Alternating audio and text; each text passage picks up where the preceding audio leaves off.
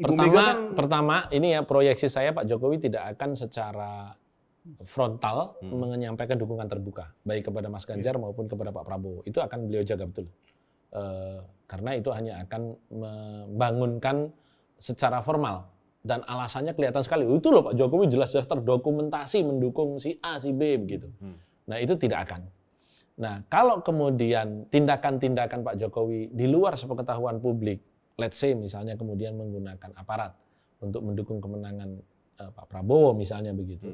Dan kemudian itu tidak ada yang rahasia ya dalam politik itu pasti tercium langkah apapun, maka kita akan saksikan panggung politik nasional gaduh setelah tanggal 1 November DPR masuk dari masa resesnya. Begitu. Kita akan lihat sampai dengan 4 bulan ke depan. Dan kalau itu terjadi, ya ini konsekuensi dari putusan MK kemarin. Begitu. Jadi kalau mau cari siapa biang keroknya, ya putusan MK kemarin. pamanku itu. Putusan MK. Oh, putusan MK. Bro, ini toko lagi viral, men. Wih, cakep juga. Yaudah, kita bikin tambah viral.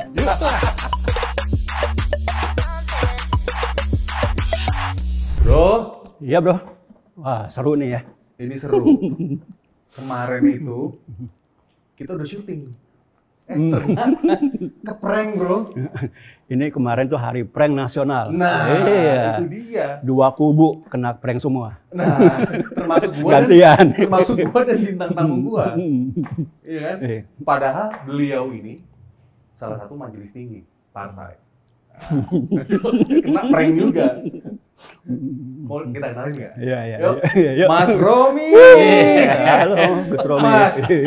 Gus, jadi kita korban prank nasional nih Gus. Ya, saya kira kemarin itu harus disebut sebagai Harprengnas. Iya. Bukan Harbolnas. Iya, prank nas. Hampir seluruh satu Indonesia kena prank. Iya. Nah, Hanya mereka-mereka yang punya informasi akurat saja yang tidak. oh, ini ngeri kali nih. Ini nih tubir jurang dong. Meskipun saya kan kemarin waktu mau datang kemari udah kasih ingat. Iya. Artinya sebenarnya kita punya informasi. Masih Hanya sebenarnya. kan karena kita menghormati undangan sebagai tetamu ya sudahlah kita datang. Ternyata apa yang kita dapat informasinya dari 3 pekan yang lalu itu tidak meleset 1 inci pun. Bahwa memang keputusan MK akan demikian. Karena waktu itu saya mendapat informasi, ya tentu orang boleh membantah, ya sekarang udah putus kamu baru ngomong.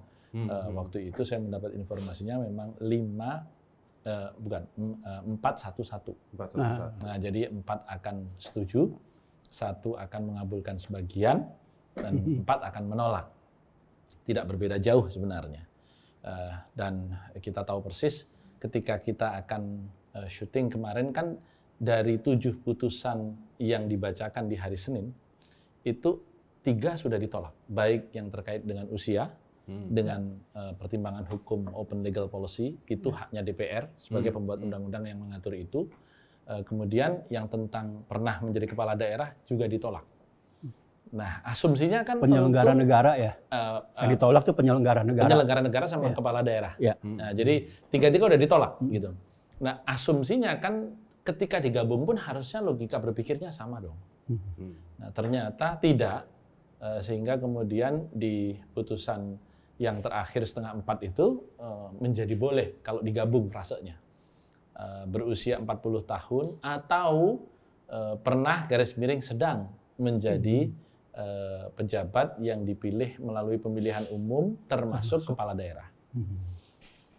Sebagaimana disampaikan pakar tata negara, Prof. Yusril, yang juga sebenarnya ada di kubunya Pak Prabowo, yang berkepentingan untuk mengambil Gibran sebagai calon wakil presiden, ada penyelundupan hukum sebenarnya.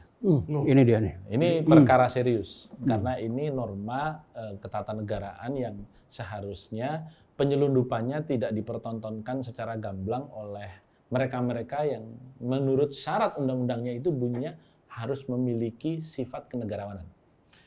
Kenapa? Pertama, kalau Pak Yusril mengatakan ada cacat hukum, saya menjabarkannya menjadi 2.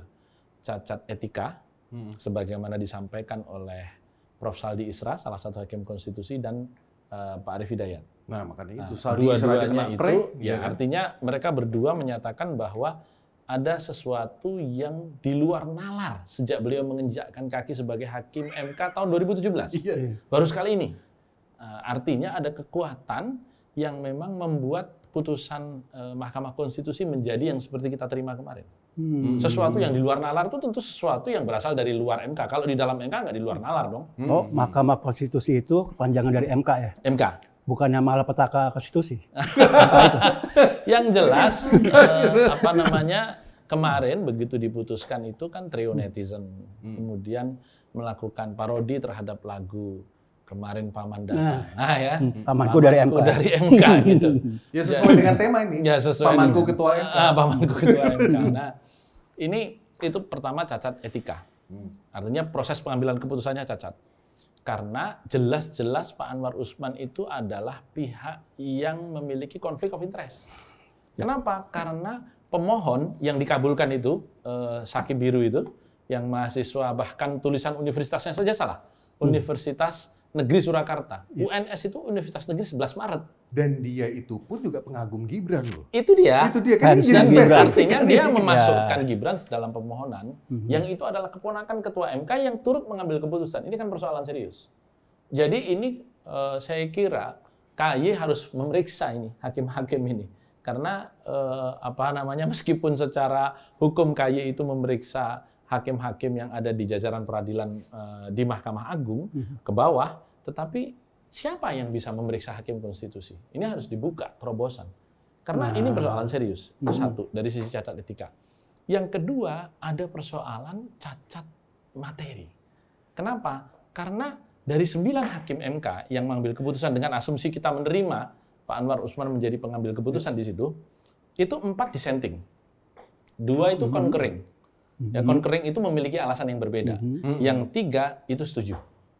Kenapa yang 2 concurring bisa dikelompokkan kepada yang setuju? Padahal 2 ini jelas-jelas pertimbangan hukumnya, dia mengiyakan calon wakil presiden itu tidak berusia 40 tahun ke atas sepanjang dia pernah menjadi atau sedang menjadi gubernur.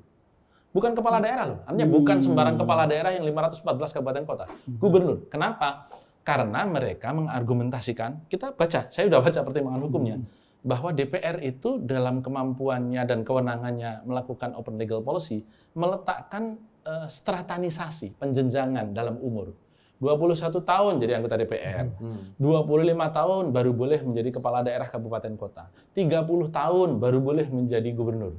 Asumsinya gubernur 2 periode baru boleh menjadi capres dan cawapres. Nah, asumsi itu seharusnya kemudian mengantarkan keputusan 2 hakim yang concurring, Bu Eni Nurbaningsih dan Pak Daniel ini, menjadi dissenting dong. Jadi seharusnya amar putusannya itu menolak. 6-3. 4 ditambah 2, ya 6-3. Harusnya bukan ditolak. dikelompokkan yang enggak. Bukan dikelompokkan yang menerima sebagian. Harusnya. Harusnya begitu. Nah, karena hakim MK dan putusannya itu berlindung di balik Undang-Undang Dasar, norma yang paling tinggi dalam negara kita, ini harus ada jalur koreksi. Kalau tidak bisa secara hukum, karena Undang-Undang Dasar mengatakan final and binding, ya secara politik. Sehingga saya katakan bahwa putusan MK ini harus masih melalui 2 rintangan lagi. Satu, Yaitu apa? perubahan PKPU, yang itu harus dikonsultasikan kepada Komisi 2 DPR RI. Meskipun ini masa reses, tetapi anytime DPR bisa kembali, karena ini kondisi genting. Satu. Yang kedua, kalau orang tidak terima, katakanlah misalnya KPU tetap jalan terus dengan atau tanpa konsultasi Komisi 2, mereka tetap melangkah dengan PKPU, misalnya kemudian Prabowo Gibran ini betul-betul ditetapkan sebagai calon, penetapannya ini bisa di judicial review kan berdasarkan judicial review terhadap peraturan KPU itu. Nah, gitu loh. Jadi peraturan KPU-nya itu di judicial review karena PUU, pengujian undang-undang itu kan di Mahkamah Konstitusi. Tapi pengujian aturan pemerintah di bawah undang-undang itu di Mahkamah Agung. Dalam hal ini PKPU itu di bawah undang-undang. Sehingga ini diatur kalau mau nggak terima, gugatlah di Mahkamah Agung. Saya khawatir kalau kemudian Prabowo Gibran ini berlanjut, maka jangan-jangan kurang seminggu coblosan Mahkamah Agung memutuskan pencalonan Prabowo Gibran tidak sah, makanya didiskualifikasi. Yusril pun bilang kan, Betul. keputusan ini adalah problematik sebetulnya. Problematik secara hukum. Sehingga memang kalaupun kemudian Mas Gibran ini diambil sebagai cawapresnya Pak Prabowo, ini menimbulkan problematika hukum inherent di dalam pasangan ini. Sampai dengan betul-betul tidak ada lagi yang melakukan gugatan-gugatan termasuk di mahkamah. Ini saya bacain ya Gus ya. Dari Yusril ini, diambil dari Kompas. Nilai putusan MK problematik. Yusril sarankan Gibran tak maju cawapres. Beliau malah bilang begini Gus. Menyadari bahwa ini akan menimbulkan kontroversi berkepanjangan. Sekarang dan di kemudian hari, maka dengan jiwa besar, saya tidak akan memanfaatkan putusan ini, saya akan memutuskan tidak akan maju. Kata Yusril begitu menyarankan. Saran redaksionalnya begitu. Nah, terus nih, saya kira orang akan melakukan hormat setinggi-tingginya. Sudah diberi kesempatan, dia nggak mau menggunakannya. Artinya dia berjiwa besar dan dia seorang negarawan. Itu kata Yusril. Menurut saya ini saran yang tulus. Nah, dari seorang pakar tata negara. oke. Mungkin Pak Yusril sendiri meskipun berada di kubu Pak Prabowo yang tahu persis bahwa Pak Prabowo menginginkan Gibran, tidak menyangka seburuk itu kualitas keputusan MK. Oke. Gitu. Dia pikir rapi-rapi gitu. Ternyata kok problematik. Wah, ternyata bukan hanya problematik, berantakan. Dan Contoh dia tadi, sudah satu kubu, UNS iya kan? disebut sebagai Universitas Negeri Surakarta. Yang ada itu adalah Universitas Negeri 11 Maret. 11 Maret. Atau Universitas Surakarta. Gitu. Jadi ini saking buru-burunya. Kalau dalam celotehan netizen kita, ini karena buru-buru menghadapi tekanan klien. Jadi cepat mengetiknya. Katanya waktu celing gitu. Saya nggak ikutan itu. Oh kan celing apa dulu? Iya. Kan bunyi WA. Iya, betul. Ini pikirannya nih Mas Jadi, Bro. nggak, karena aku yang kemarin beda lagi. oh, Yang iya. kemarin. Yang kemarin lagi urgent. Iya, lagi urgent, ya. Nah, Mas, Oke. gue mau nanya nih. Ini berarti arti keputusan ini bagi Indonesia ke depan ini apa? Bagi Indonesia ke depan, putusan ini masih problematik. Karena, apa yang bisa dibaca dari keputusan itu? Kan 40 tahun atau pernah menjadi pejabat yang dipilih melalui pemilihan umum, termasuk pemilihan kepala daerah. Artinya apa? Pemilihan umum itu milih DPRD kan? Iya. Nah, DPRD Kabupaten Tanah Tidung yang mata pilihnya di Kalimantan Utara itu hanya 22.000 dan dia bisa berangkat menjadi anggota DPRD hanya dengan 300 suara. Setelah dilantik 1 hari, dia berhak untuk maju sebagai calon presiden dan wakil presiden. Bayangkan itu. Orang yang umurnya baru 21 tahun, baru dilantik 1 hari menjadi anggota DPRD, yang mungkin suaranya hanya 200 atau 300 suara, berhak untuk menjadi calon presiden atau wakil presiden. Ini merusak stratifikasi atau penjenjangan politik yang sudah didesain sedemikian rupa oleh DPR secara elegan. DPRD 21 tahun, 25 tahun kepala daerah kabupaten kota, 30 tahun gubernur, lu udah 10 tahun jadi gubernur, baru nyalon presiden. Jangan kemudian argumentasi yang dikemukakan oleh pihak yang setuju, Hakim MK ini, Sebastian Kurz menjadi kanselir di Austria pada usia 31 tahun. Ya negara lain, ini demokrasi kita kok. Ini berarti ada invisible hand, maksudnya gitu? Kalau mengatakan tidak ada invisible hand, ya itu secara politik kebangetan. Bodohnya, maksud saya. Lagi pula kan, kalau yang tadi itu kan, yang di luar negeri kan mereka prosesnya ada perjuangan kan. Kalau ini kan beda sosoknya. Itu dia makanya. Ya kan? Enggak, artinya ketika Karbitan, berbicara syarat, enggak, kan mereka syaratnya okay. dipermudah. Karena di putusan MK itu kan dilampirkan itu, sekian negara yang memiliki rentang usia di bawah 40. Iya. Rata-rata di 35, ada yang 30 gitu loh. Lah, kita ini mau bicara Indonesia kok sampai jauh-jauh ngeliling dunia itu loh. Kalau mau bandingin, ya 3 negara di atas kita yang jumlah penduduknya lebih besar. India, Cina, sama Amerika Serikat. Yang lain tuh di bawah kita semua kok demokrasi. Gitu loh. Itu yang maksud saya, kita harus fair dong bandingin apple to apple. Masa negara kita mau dibandingkan sama Palau? Misalnya, yang penduduknya hanya 36.000 satu negara Ini gitu. sekarang keputusan pamanku ini berdasarkan begini yang ngaco ini, siapa invisible hand-nya? Nah, kalau siapa, Ini kan sampai pamanku. tanyakanlah kata Ebit kepada rumput yang bergoyang. Tergantung rumputnya bergoyangnya di mana. Nah, itu dia makanya. Ini sampai pamanku ini kok sampai melanggengkan. Ya kalau saya melihat tadi saya katakan ini Apakah kan ada petugas keluarga di sini? yang jelas Pak Anwar Usman adalah pamannya Mas Gibran yang namanya masuk dalam permohonan sebagai pihak terkait. Oke. Itulah kenapa bahkan Prof. Saldi Isra di situ mengatakan, loh yang 3 putusan sebelumnya Anda tidak ikut.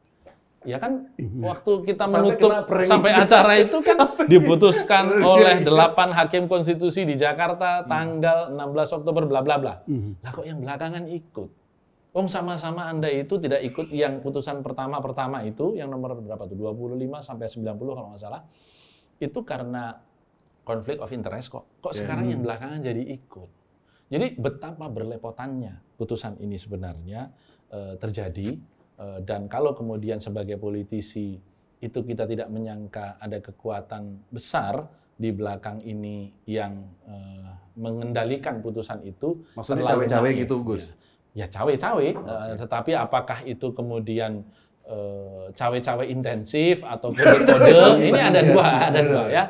Artinya karena kalau cawe-cawe intensif itu memang mendesain, mengarahkan, ya kan, ibaratnya kalau selokan itu membuat lubang irigasinya gitu. Kalau ini enggak? Atau hanya tanda-tanda gitu. Kemudian orang salah baca tanda gitu kan, bisa salah baca tanda gitu.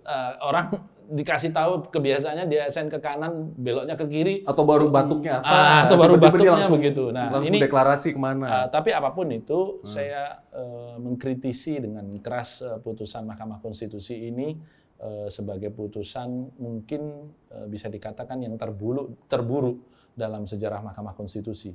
Baik dari sisi ketidaksesuaian antara pertimbangan hukumnya dengan amar putusan, dari mekanismenya yang dinyatakan sendiri sebagai sebuah aktivitas yang nirnalar, tanpa nalar, di luar nalar. Ini kan udah keras sekali itu. Iya. Dan menurut saya ini adalah pesan yang paling maksimal yang bisa disampaikan oleh seorang hakim. Karena hakim tidak boleh membicarakan perkaranya di luar pengadilan. Jadi ini pesan terbuka yang dimuatkan di dalam dissenting opinion Prof. Saldi, kemudian disampaikan oleh Pak Arief Hidayat, begitupun Pak Wahidudin Adam gitu ya, yang meskipun agak lebih soft ya, tetapi sebenarnya pesan-pesan yang disampaikan para hakim yang dissenting ini sangat jelas, dan pesan ini harus ditangkap oleh seluruh orang yang masih memiliki kepedulian terhadap masa depan demokrasi Indonesia untuk menyoal. Apakah itu secara konstitusional, tentu ada terobosan-terobosan hukum. Karena apapun MK meskipun diletakkan oleh Undang-Undang Dasar sebagai final and binding putusannya adalah manusia biasa yang bisa salah. Gus, gue mau challenge lo nih. Tesis lo terakhir di belak-belakan ini mengenai ini kita nggak usah ngomong invisible hand nih. Mengenai Pak Jokowi tidak akan berkhianat ke partainya yang mengusung 7 kali. Masih berlaku nggak nih? Saya masih meyakini berlaku. Karena Pak Jokowi, saya yakini 99,9% tetap tidak akan memberikan dukungan yang tegas kepada Mas Ganjar ataupun Pak Prabowo. Ya, karena tujuan beliau memang 2 ini berlayar, dan itu sudah terwujud. Gitu. Saya kira Pak Jokowi setelah 2 kali mengalahkan Pak Prabowo, apalagi merangkulnya sebagai menteri, tidak akan menyakitinya dengan kemudian secara terbuka mendukung Mas Ganjar gitu. Ya, ini psikisnya itu harus kita pahami ya. Sehingga Pak Jokowi akan stay neutral. Tetapi itu yang tampak. Nah, gitu. Jadi ini harus, artinya kan saya katakan tidak akan menyampaikan dukungan terbuka. Tapi karena ada banyak yang tersesat. Ada yang bilang begini, orang waktu itu di rakernasnya Projo, gongnya 8 kali, dong. Itu kan menandakan apa? Presiden ke-8. Itu kata Adian. Nah, terus? Tapi kata yang deklarasi yang di Kertanegara, enggak. 08. Itu 08 itu, makanya saya langsung lari situ. Ya. Jaketin. Itu yang saya katakan. Itu gimana? Di dalam demokrasi itu ada beberapa komponen. Pertama ada pejuang demokrasi, yang kedua ada petarung, kemudian ada penikmat demokrasi, ada pengrajin demokrasi. Bahkan saya bisa tambahkan satu komponen, jenis petarung ini ada yang serius, ada yang seniman demokrasi. Menurut saya Pak Jokowi ini seniman demokrasi. Karena beliau selalu mengatakan ojo ke susu dan tidak perlu dibawa serius. Ini seniman demokrasi, gitu. Artinya bedanya pejuang sama petarung itu jelas. Pejuang itu orang-orang yang menginginkan demokrasi kita tetap tegak sebagai alat kontrol atas kekuasaan yang siapapun berkuasa di situ pasti akan cenderung despotik. Ya, kekuasaan yang tanpa kontrol itu ya memang akan menjadi tiranik. Sehingga pejuang-pejuang demokrasi seperti Pak Gunawan Muhammad, Pak Ikrar Nusa Bakti, Butet yang kemarin kirim surat ke Pak Jokowi, itu bahagian dari nilai kepejuangan mereka. Pak Jokowi janganlah begitu, kira-kira begitu. Nah, Pak Jokowi ini petarung demokrasi. Demokrasi kita setelah dimatangkan sekian kali melalui pemilu itu memiliki demokrasi yang sifatnya prosedural. Diatur umur harus sekian baru boleh DPRD, baru boleh sekian 25, 30 menjadi gubernur dan seterusnya. Itu namanya demokrasi prosedural. Nah, Pak Jokowi adalah seorang petarung yang menyiasati prosedur-prosedur itu secara sah. Kita berbicara sah itu legal formal, meskipun persoalan ketika berbicara etika. Gitu. Nah, tetapi politisi itu ada dua jenis. Politisi yang membasiskan perjuangannya pada benar dan salah, artinya etika, sama politisi yang membasiskan perjuangannya pada menang dan kalah. Politisi itu akan yang membasiskan diri pada menang dan kalah, itu akan berorientasi kepada kemenangan. Karena kalau kita salah langkah dalam politik, itu akan menjadi kalah. Kalau kita kalah, kita tidak akan menulis sejarah. Nah, kalau orang baik harusnya kemana? Kalau orang baik harusnya yang berbasis etika dan norma. Jadi masih orang baik Karena kan politik itu menurut Gus adalah Romi, seni mengelola nilai-nilai luhur ya untuk kebaikan rakyat melalui kekuasaan yang dia pegang dengan dijalankan menurut keyakinan nilai-nilainya. Sehingga memang basisnya tentunya etika. Nah, Tetapi saya tidak bisa melarang kalau ada orang yang memilih untuk membasiskan diri pada menang dan kalah. Begitu. Karena apa? Ya itu sah dalam demokrasi. Tahu nggak bedanya politisi sama akademisi? Apa? Ini seluruh kawan saya. Nah, gimana? Kalau akademisi itu tidak boleh salah. Maaf, kalau akademisi itu boleh salah, tapi tidak boleh bohong. Nggak boleh bohong. Nah, nggak boleh bohong. Masa akademisi bohong? Bohong. Tapi boleh salah. Tapi boleh salah. Namanya orang juga nggak tahu kan bisa salah. Tapi kalau politisi itu boleh bohong, tapi tidak boleh salah. Karena kalau dia salah langkah, dia kalah. Kalau dia kalah, dia tidak akan menulis sejarah. Bahkan jangan-jangan dia tidak ditulis oleh sejarah.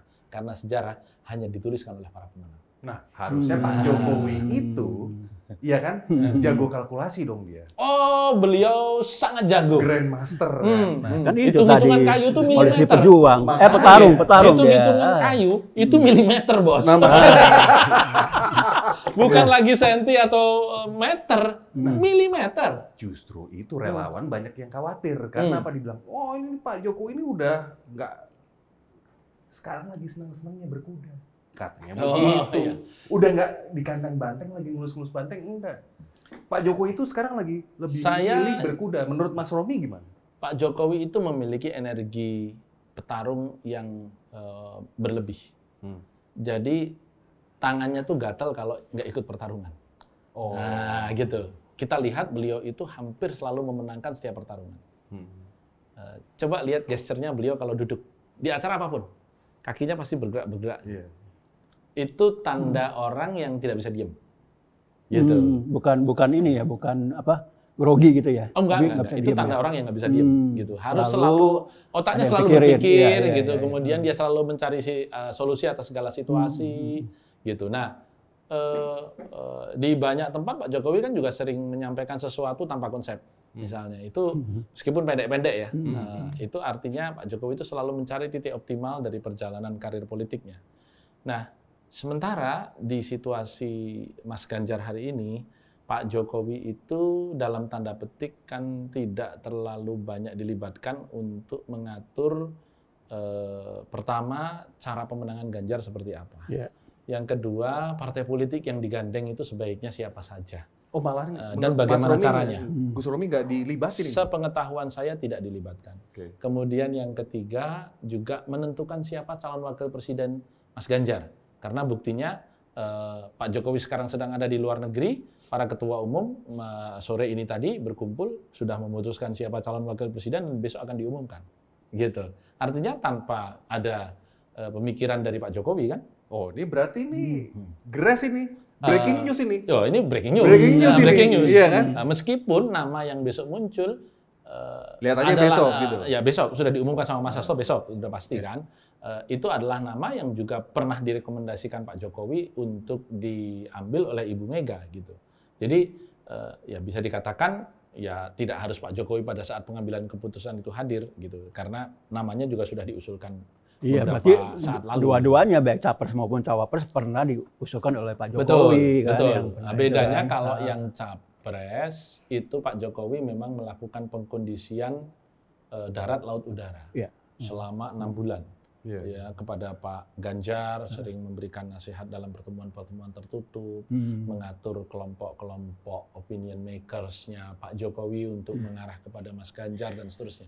Kalau yang ini relatif lebih merupakan opini beliau kepada Ibu, ya. Dan ini yang kemudian masukan beliau ke Ibu juga. Beliau ke Ibu. Ya. Ini yang kemudian dirasa menurut saya Pak Jokowi merasa kurang, gitu, merasa kurang. Bu, iya saran-saran pemenangan saya itu, gitu. Bu, iya saran-saran pemenangan saya, cara-cara pemenangan itu jangan begitu. Seperti cara saya yang sudah terbukti menang berkali-kali di 5 pertarungan, misalnya begitu. Nah, ini tidak terlalu terakomodir. Nah, pada sisi yang lain, yang suka naik kuda tadi itu, dikasih saran 8, jalanin 10. Nah, kira-kira gitu loh. Dikasih masukan 5, jalanin 7. Ya gimana orang nggak senang, itu manusiawi saja sebenarnya. Gitu. Ini yang kemudian menjadi terlihat, misalnya di beberapa kesempatan saya mendapat informasi, wah Pak Jokowi betul-betul menjadi mentor pemenangan Pak Prabowo. Pak Prabowo hari ini kita kumpul sama influencer. Ikut. Padahal dulu-dulu semua staf-stafnya Pak Prabowo udah sarankan tapi nggak didengar. Tapi begitu Pak Jokowi menyampaikan, diikutin. Pak Prabowo besok ketemu sama para penggiat seni. Datang. Tunggu Gus, ini stop sampai sini. Gue mau nanya, ini berarti seru nih. Berarti ini besok ini ada 2 peristiwa penting. Yang satu adalah bahwa kabarnya si petugas keluarga ini akan dipanggil ke DPP, ya kan? Yang kedua adalah deklarasi, iya kan? Ya. Cawapres. Mas Ganjar. Oke, ini menurut Gus Romi, si petugas keluarga ini gimana sama DPP? Hari ini santer beredar bahwa beliau ini akan berpindah partai kalau kemudian diberikan izin oleh ayahandanya untuk maju. Ini yang saya dengar ya. Jadi nggak parkir lagi ya, tapi udah parkur ya. Artinya apa? Kan memang secara norma seorang kepala daerah untuk maju menjadi calon presiden itu harus mendapat izin dari atasan langsung. Dalam hal ini adalah Presiden Republik Indonesia. Jadi Mas Gibran itu maju memang harus persetujuan Pak Jokowi sebagai presiden. Bisa aja dia ngundurkan diri dulu dari wali kota, jadi kan nggak perlu izin lagi. Oh bisa, ya kan? Bisa dia begitu, bisa saja. Iya kan? Itu mekanisme lah nanti selanjutnya. Ini berarti pas datang ke DPP sama aja. Bisa saja pamitan. Ya, beneran pamitan. Iya. Dan PDIP pun merelakan itu. Ya karena juga tidak ada hak juga setiap partai politik atau partai politik manapun untuk menahan. Sehingga pokoknya kamu hidup mati nggak boleh keluar, nggak bisa begitu. Ini negara demokrasi bos. Jadi siapapun boleh masuk dan siapapun boleh keluar. Hanya saya selalu berada dalam perspektif sekarang mau dilihat dari perspektif siapa. Kalau kita lihat misalnya partai Golkar dengan PDI Perjuangan memiliki watak politik yang berbeda. Misal di tahun 2004 Golkar itu secara resmi mengusung Pak Wiranto bersama Gus Solah. Tetapi melepaskan Pak JK sebagai salah satu fungsionaris Golkar untuk menjadi cawapresnya Pak SBY dan terpilih. Dan kemudian Pak JK menjadi ketua umum Golkar. Di tahun 2019, hal itu berulang. Partai Golkar secara resmi mengusulkan Pak Prabowo, tetapi melepas Pak JK yang juga fungsionaris Partai Golkar untuk menjadi cawapres Pak Jokowi dan terpilih. Begitu. Sementara PDI Perjuangan dalam sejarah politiknya tidak demikian. Ya loyalitas itu tunggal, tidak boleh ganda. Benar. Apalagi trivia 3-4 gitu nggak mungkin gitu. Karena kita harus memberikan pendidikan politik kepada rakyat bahwa kalau kita berbicara katakanlah mayoritas rakyat Indonesia itu Muslim ya, tidak ada ketaatan tanpa adanya kepemimpinan, ya kan? dan ketaatan itu muncul dari jamaah, begitu. Sehingga memang ketaatan itu atau loyalitas itu harus dibangun dalam rangka memperbaiki terus kualitas politik kepartaian kita. Kalau kemudian setiap orang in and out seenaknya saja, mau jadi apa wajah politik kita? Nah, berarti besok ini tanggal 18 Oktober, Bro, kita udah tahu namanya. Cawapresnya Prabowo sama cawapresnya Ganjar dong. Cawapresnya Prabowo semestinya kalau malam ini jadi pertemuan Pak Prabowo dengan para ketua umumnya menyepakati, maka besok akan muncul nama tersebut. Dan saya meyakini memang Mas Gibran akan dipilih karena kan Mas Gibran sendiri sudah menyatakan sudah dilamar sama Pak Prabowo. Kalau kemudian nggak jadi kan lucu. Menurut informasi yang saya terima, Pak Prabowo itu sudah melamar sesedikit-sedikitnya 5 kali dan ditolak sama Pak Jokowi. Bahkan ada yang mengatakan 7 kali dan ditolak oleh Pak Jokowi. Jadi tawaran ini menurut saya akan terjadi, bahkan sudah disiapkan jabatan Ketua Umum Badan Otonom dari partai tertentu untuk menerima Mas Gibran. Partai tertentu maksudnya si kuning itu. Iya. Betul. Ada parkur, bukan parkir lagi sekarang. Maksudnya Gus Dar ini bukan petugas Parkir kan, tapi petugas. Mas Wali kan pernah pakai jaket Ya. petugas parkir tuh. Nah, sekarang kalau dia lompat berarti parkur, bukan parkir Apa lagi. parkur kan? itu? Petugas Itu parkur, kalau lompat-lompat itu. Oh. Itu sah dalam Iya, kan? demokrasi ya. Oke. Artinya kalau soal penilaian kita kembalikan kepada rakyat.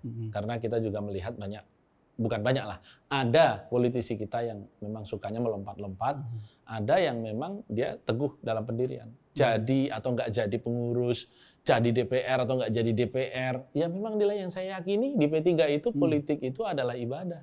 Ya berarti ini sebetulnya memang mengkonfirmasi keresahan orang dong. Kalau misalnya Jokowi itu udah bukan di kita, tapi di mereka gitu dong. Bagi orang-orang yang meyakini politik itu berbasis nilai dan etika, wajar mereka punya pendapat begitu. Iya, sah-sah aja. Sah-sah saja begitu. Dan buat Pak Jokowi juga saya yakin tidak akan marah karena ya memang ya sakarepmu kan begitu kan. Kan bahasanya kan sering begitu, sakarepmu kan gitu. Yang gue pikirin itu adalah si ibu. Ibu siapa tuh maksudnya? Ibu Mega. Oh, Ibu Mega. Kejadian sama Pak SBY seperti itu. Nah, ini gimana nanti? Menurut Mas Romi gimana nih?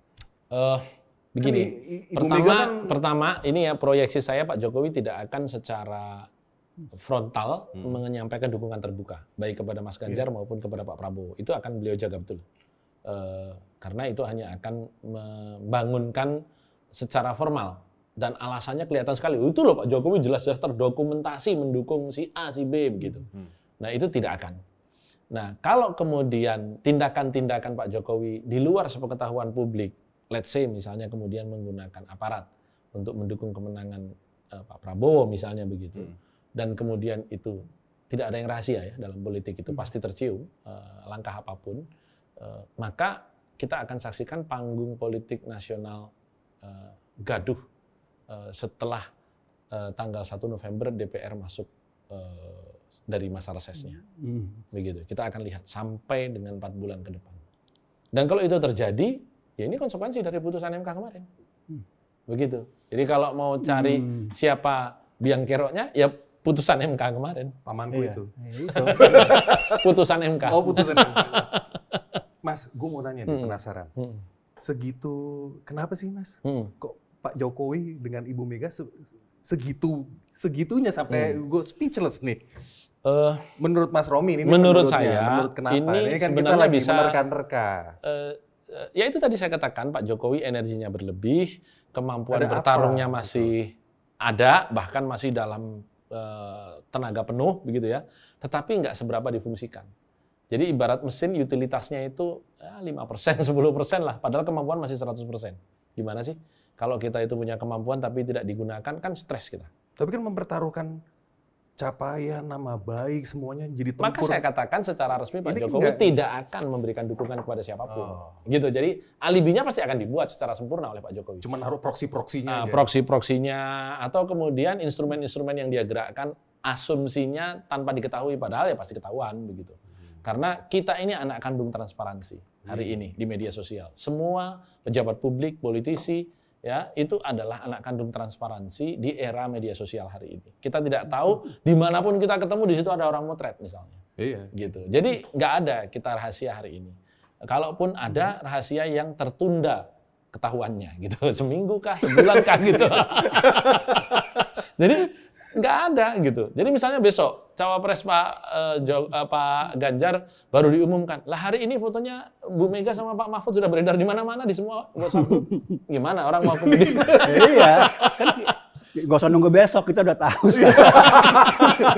Gimana kan terlalu kelihatan sekali gitu. Sementara misalnya Nah, tidak ada satupun di sisi lain ketika saya mengatakan sejak beberapa hari yang lalu dari 3 nama Khofifah, Mahfud, Sandi, kemudian minggu lalu saya sudah mengatakan tinggal 2, Mahfud, Sandi. Nah, malam ini yang kelihatan jadi fotonya. cawapres GP siapa? Ini.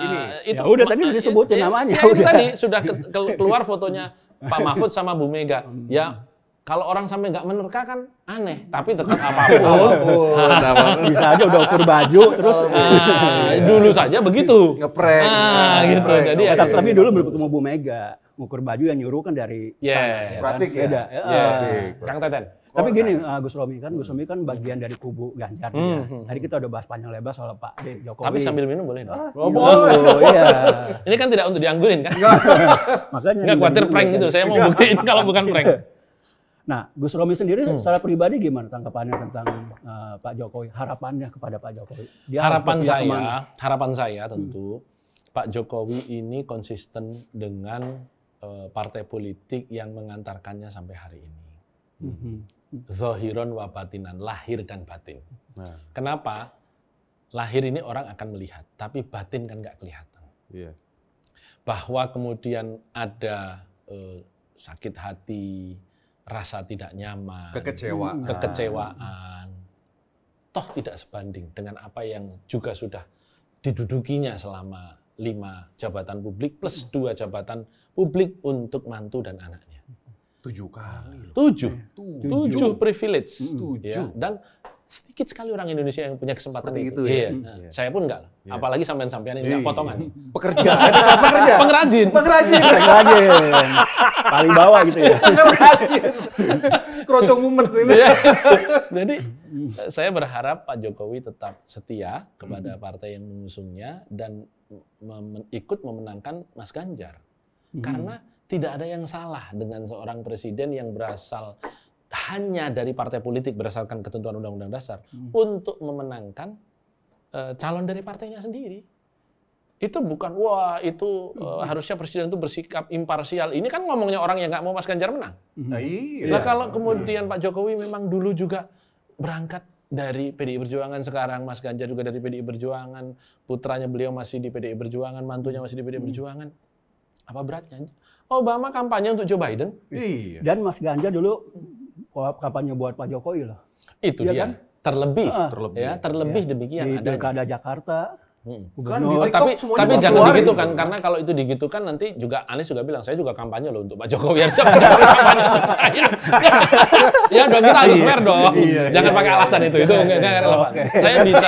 Saya bicara konsistensi berpartai. Oke. Ya privilege itu juga itu tepat itu. Iya, karena partai politik, partai politik itu menjadi institusi yang dalam survei paling tidak dipercaya. Oke, partai tidak dipercaya. Tapi kalau Anda menempuh jalan demokrasi untuk negara Anda wajib percaya kepada pilar utama demokrasi, yaitu partai politik. Gus, ini pertanyaan baiknya terakhir. Dan buruknya. Pertanyaan terakhir, misalkan Pak Jokowi nonton podcast ini, Gus Romi mau titip pesan apa? Mana kamera? Nah, yang saya cintai Pak Jokowi, saya berharap Bapak pada sisa waktu yang masih Bapak punyai pada pendaftaran Pilpres 19 sampai 25 Oktober ini tetap berpegang teguh kepada prinsip imparsialitas dan jangan kecewakan masyarakat kita yang tercermin dalam banyak pandangan netizen begitu negatif atas putusan MK kemarin, dengan kesediaan Bapak untuk mengabulkan Mas Gibran untuk menjadi calon wakil presiden Pak Prabowo. Itulah yang akan menjadi akhir yang baik atau husnul khotimah di dalam perjalanan politik Bapak. Dan itulah yang akan dikenang selamanya sebagai seorang Jokowi yang memegang nilai-nilai teguh di dalam berpolitik dan karirnya. Terima kasih. Ringkasnya tetaplah jadi orang baik gitu ya. Sampai ketemu lagi. Tetaplah jadi orang baik. Tetaplah jadi orang baik. Dan itulah Jokowi yang saya kenal. Sampai ketemu lagi. Ciao. Bro, Ini toko lagi viral, men. wih, cakep juga. Yaudah, kita bikin tambah viral. Yuk.